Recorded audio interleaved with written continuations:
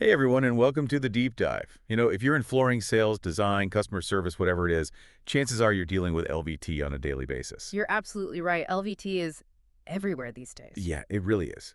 And for good reason. hmm But today we're going deep on LVT so you can really own it, Yeah, own those sales conversations, nail those designs, and become a troubleshooting master. exactly. We're going way beyond the basics here. All right, so let's jump right in. LVT, luxury vinyl tile, it's like everywhere you look. But why? Mm. Why the sudden surge in popularity? We've got tile, hardwood, carpet, all those other options. What's making LVT the star of the show? Well, a big part of it, I think, is the versatility. You get the look of those high-end materials, hardwood, stone, but without the price tag. And Ah, the durability is incredible. right.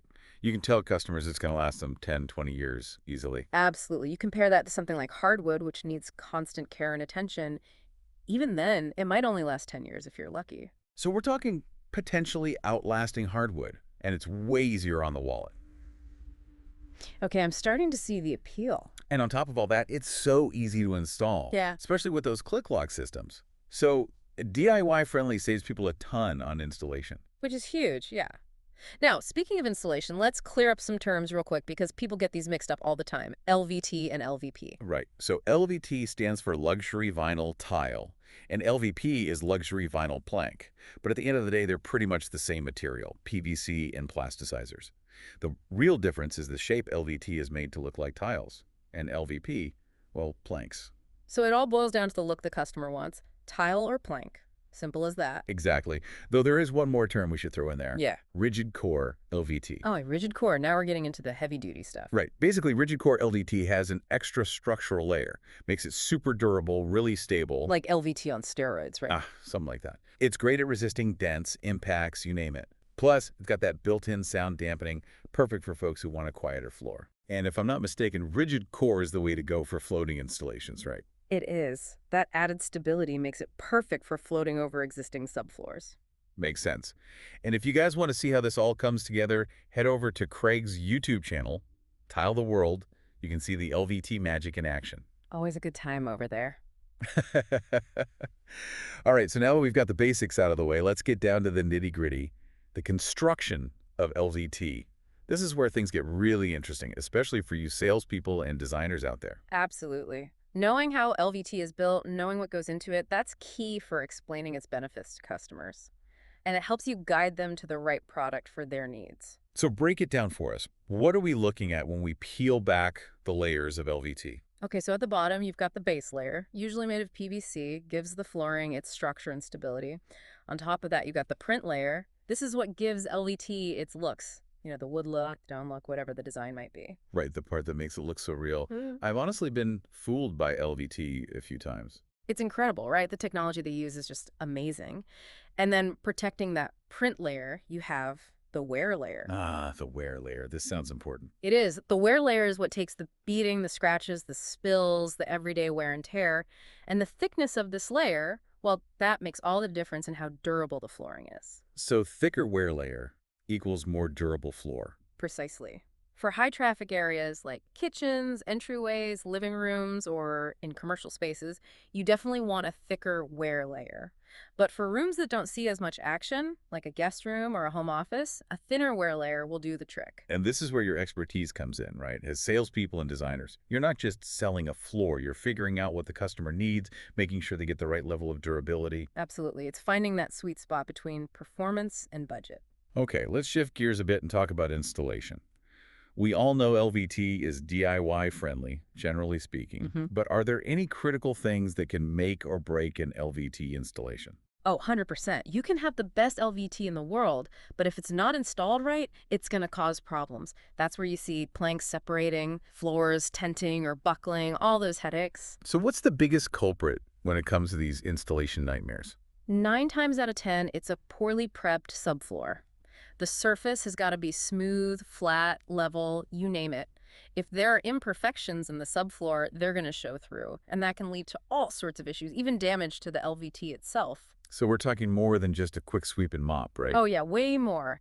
Think scraping, patching, filling in any gaps or cracks. You might even need self-leveling compound to get things perfectly smooth. You're speaking from experience here, right? Didn't you have to do a whole subfloor overhaul in your bedroom? I did, and it was a project, believe me, but so worth it in the end. My LVT floor looks amazing, and it's all thanks to that rock-solid foundation. All right, so subfloor prep, check. What other installation essentials should we be drilling into our customers' heads? Acclimation. This one's huge. You can't just bring LVT straight from a freezing delivery truck into a warm house and expect it to behave. It's got to acclimate. Right. That's where your don't shock the LVT analogy comes in. Exactly. Sudden temperature changes can do a number on this stuff, so let it hang out in the room where it's going to be installed for 24 to 48 hours. Let it adjust to the temperature, the humidity, all that.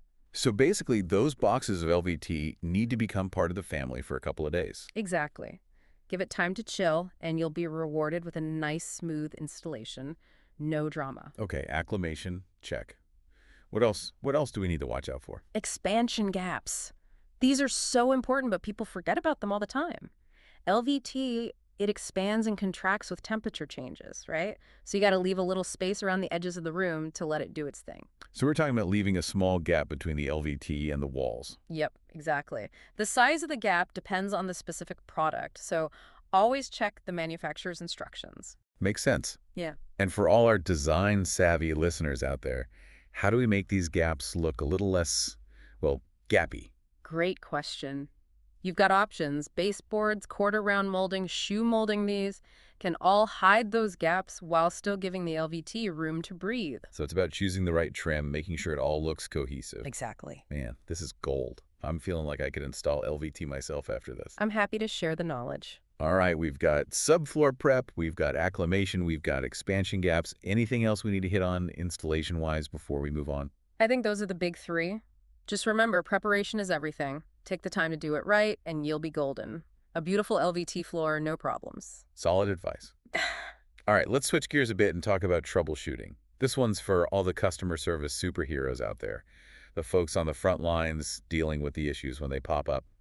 What are some of the most common problems we see with LVT? Well, two of the big ones are planks separating, and then what we call tenting or buckling. Okay, yeah, those sound like the kind of problems that make customers see red. They can, for sure. And a lot of times they come back to those installation mistakes we were just talking about. Right, makes sense. So let's pull up our trusty LVT training document here. It's got a whole section on troubleshooting. Lots of questions in here. Yeah, and those questions are there for a reason. They help you figure out what's really going on, what the root of the problem is, like when did the customer get the LVT? When did they install it? Where was it stored before installation? Was the subfloor prepped correctly? Did they leave expansion gaps? All those details. Wow, that's a lot to keep track of. But I'm starting to see how crucial it is to get all that info. Absolutely. The more you know, the better you can help the customer. Okay, so let's say I'm a customer calling in and my LVT planks are separating. How would you use those troubleshooting questions to help me? All right, first things first, I'd want to know when you got the LVT, when you installed it, and when you first noticed the separation. Okay, let's say I got it about a month ago, installed it 2 weeks ago, and I just noticed the separation yesterday. Got it. And where was the LVT stored before you installed it? It was in my garage, Okay. And what room is the flooring in? my living room. Got it. Did you happen to check how level your subfloor was before you installed the LVT? Did you take any measurements? Well, I ran a level over it real quick. Seemed pretty flat to me. Can you tell me a bit more about the measurements? Were there any spots that were off by more than, say, an eighth of an inch? Now that you mention it, there might have been a spot or two by the doorway that dipped a little. Okay, good to know. And did you leave any space around the edges of the room? Between the LVT and the walls? You mean like a gap? Nah, I didn't. I wanted it to look nice and flush against the walls. I hear ya, but those expansion gaps are really important. Without them, the LVT can't expand and contract naturally, and that's what can cause those planks to separate. Wow, I had no idea. Don't worry, it happens. But now we've got a couple of possible explanations for why those planks are separating those dips in the subfloor and the lack of expansion gaps. Wow, this is amazing. I can already see how asking these questions helps you zero in on the problem. It's all about connecting the dots. Okay, so what happens next? What can I do to fix this? Well, the next step is to get some photos from you. Photos of the installation, the subfloor, and the areas where those planks are separating. Photos. Why are those so important? Photos give us a much better idea of what's going on. They can either confirm what we think is happening with the subfloor and those gaps, or they might show us something else we haven't even considered. Right, okay, so I take some photos, send them over, and then what? Once we have those photos and all the info we've talked about, we can take a look and figure out the best way to move forward. We might be able to give you some tips on how to fix it yourself, or if it's a bigger issue, we might recommend having a pro come in and take a look. This has been so helpful. I feel like I just learned a ton about LVT troubleshooting just from that one example. Like I said, it's all about asking the right questions. It's like detective work. I like that. Speaking of detective work, looks like we're out of time for this segment of the deep dive. But don't worry, we'll be back to solve more LVT mysteries in part 2.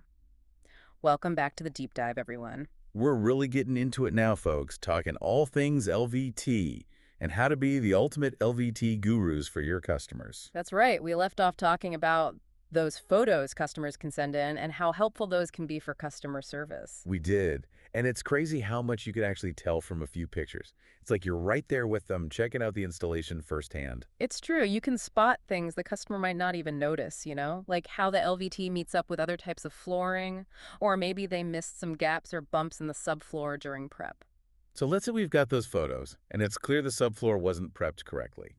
What are our options then? Can we fix it? It depends, really. If it's a minor issue, maybe we can guide them through some DIY fixes, like filling in small gaps, using shims to even things out. But what if it's a bigger problem? Like the whole subfloor is way off level, or there are big cracks that were never addressed. Yeah, in those cases, it might be time to call in a professional. Someone who can assess the situation and maybe even redo the subfloor prep. It's not ideal, but it's better than having those problems keep coming back. Right, definitely. Sometimes you got to take a step back to move forward. It's all about setting the customer up for success in the long run, even if it means a little extra work up front. Exactly. So now let's move on to another common issue we see, tenting or buckling. This is where the LVT planks start lifting or warping, making the floor all uneven. Okay, yeah, that sounds a little more intense than plank separating. Sure. What causes that to happen? Often it's the same culprits as plank separating. Those subfloor issues, problems with expansion and contraction, maybe even moisture. But with tenting and buckling, it can take a bit more digging to figure out what's really going on. So back to those trusty troubleshooting questions. You got it. And on top of the ones we talked about earlier, we might ask things like, what tools were used to connect the locking system? Were any heavy objects rolled across the floor after installation? Was it installed in a really big space? Did they use transition strips? All those details. Wow. Okay, that's a lot to consider. It's like you're putting together a whole profile for the LVT installation, trying to understand its personality. Uh-huh, kind of. Every little piece of information can help us crack the code. All right, so let's say I'm a customer service rep, and I'm talking to a customer who's got some tenting going on. Walk me through how you'd use those extra questions to figure out what's happening. Sure. So once we've gotten the basics down, when it was received, installed, all that, I'd start by asking about the installation process itself. What tools did they use for the locking system? Okay, let's say they used a rubber mallet to tap the planks into place. Got it. And after the flooring was installed, did they roll any heavy objects across it, like appliances or furniture? Good question. Let's say they did. They rolled their fridge across the newly installed floor to put it back in place. Bingo! That could be our culprit right there. Rolling something heavy over LVT, especially right after it's been installed, can put a ton of stress on those locking systems, and that can definitely lead to tenting or buckling. Wow, I never would have thought of that. It seems like such a small thing. It does, but it's a common mistake, and it can make a huge difference in how stable the LVT is. So even though LVT is super durable, it's not totally invincible. Exactly. Got to treat it with a little TLC, especially during and right after installation. Right. Okay, so we've got a potential suspect, the rogue refrigerator. What other questions would you ask to get a clearer picture of what's going on?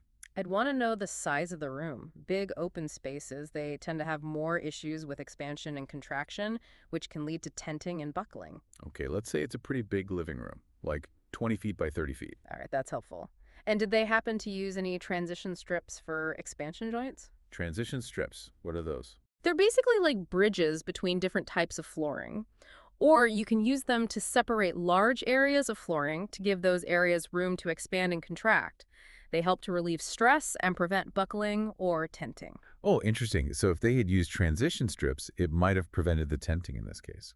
It's possible. They can really make a difference, especially in big areas and places with drastic temperature changes. Makes sense. So in this case, no transition strips were used. All right. And one more important question. How did they secure the edges of the LVT where it meets up with other flooring? Like, was it installed right next to a tile backsplash? Hmm, I don't quite see how that's relevant. Well, think about it. Let's say that LVT in the kitchen goes right up to a tile backsplash. If it's butted up too tight, it might not have enough space to expand and contract freely. Oh, got it. So it's Okay. kind of trapped, and that can cause it to buckle or tend. Exactly. It needs room to breathe. This is fascinating. I'm learning so much. It's like every little detail matters when it comes to LVT. You're telling me. And the more we know, the better we can help our customers get those beautiful, long-lasting LVT floors they're dreaming of. Well, I think we've covered a lot of ground on LVT troubleshooting today. This has been super helpful. Definitely. But there's always more to learn. That's what I love about this stuff. Always something new to discover. And speaking of discoveries, I have a feeling our LVT adventure isn't over yet. You know me too well. We'll be back with more LVT insights and advice in part 3. Welcome back to Tile the World. You know, you're official tile nerds now after all this LVT talk. That's right. Back for round 3 of our LVT deep dive. And man, we've covered a lot of ground, haven't we? Everything from what LVT is, how it's made, all those installation quirks, and then all that intense troubleshooting stuff. We really have. But before we wrap things up, I think it's a good idea to recap some of the key takeaways. Stuff our listeners can actually use day to day. Okay, hit me with it. What's the most important thing for salespeople, designers, and customer service folks to remember about LVT? What's the golden rule? I'd say knowledge is power. The more you know about LVT, the better. How it's made, how to install it properly, how to troubleshoot those tricky situations. That knowledge will make you a true LVT expert, someone customers can really trust. Couldn't agree more. We talked about the different types of LVT, what those wear layers are all about, how to prep the subfloor like a pro, acclimation, expansion gaps. Right. And let's not forget those troubleshooting questions, asking the right questions, getting all those details. That's how you figure out what's going on and find a solution that actually works. That's like being an LVT detective. Exactly. A little detective work goes a long way. Prevents a lot of headaches down the road for everyone involved. Speaking of headaches, are there any LVT myths or misconceptions floating around out there that we should address? Things people often get wrong. Oh yeah, there are a few. Like, people think LVT is completely waterproof. And while it's pretty darn good at resisting water, it's not 100% waterproof. So we still need to be careful with spills and standing water. Right. Absolutely. Especially around those seams and edges, that's where moisture can sneak in. Okay, good to know. What about the whole LVT being slippery thing? Is there any truth to that? Well, yeah, like any smooth floor, LVT can get slippery if it gets wet. But there are options out there with textured surfaces which can help with grip. So it's all about picking the right product for the space, the environment. Exactly. And when in doubt, you can always suggest those non-slip area rugs, especially in areas where things tend to get wet. Smart thinking. Any other LVT myths we should be busting? One more that comes up a lot is that LVT is only for homes.